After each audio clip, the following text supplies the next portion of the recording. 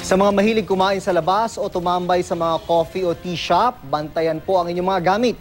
Sa Barangay Teachers Village East sa Quezon City, nahuli ang dalawang insidente ng pagnanakaw ng bag. At paniwala ng pulisya, isang grupo lang ang nasa likod nito. Ang mainit na balita, hatid ni Von Aquino. Laking gulat ng mamamahayag na ito nang mabiktima ng mga kawatan sa isang restaurant sa Barangay Teachers Village East, Quezon City noong Biyernes. Ilapag umano niya ang kanyang bag sa sahig sa kanyang tabi habang naghihintay sila ng mga kasamahan sa pagdating ng kanilang in-order. Habang nagkakwentuhan kasi kami, may napansin akong isang lalaki, yung naka-stripes, na lumapit dun sa bag ng kaibigan ko. Tapos sinisilip niya. Tapos tinawag niya yung kasama niyang payat na may malaking jacket. Sa kuha ng CCTV ng restaurant, madnang 8:20 ng gabi, makikita naman ang lalaking ito na naka-stripe na t-shirt na palingon-lingon. Ito nilang kumuha ng bag ng biktima. Paano mo nalaman na nawala na yung gamit? Nung kakailanganin ko na yung cellphone ko. Dahil nga, ayun, hinahanap ko na kung asan yung cellphone ko. Pagtingin ko, wala na yung bag ko.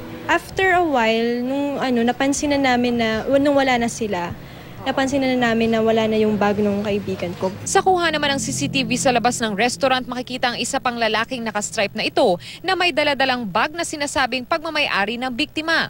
Ayon sa mga pulis, ito raw ang tinatawag nilang bakero o tagakuha ng tinangay na gamit. Naglalaman ng ninakaw na bag ng mga gamit tulad ng laptop, cellphone at gadgets na sa kabuuan ay may halagang higit kumulang 100,000 piso.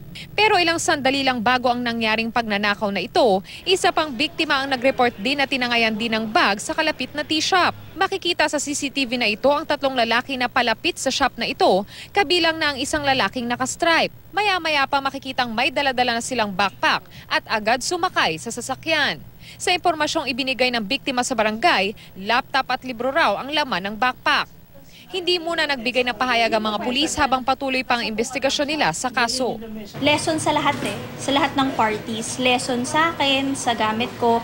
Lesson din doon sa may-ari na tighter security rin.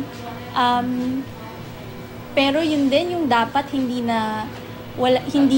ganyan yung pagtingin ng tao sa gamit ng iba. Von Aquino, GMA News.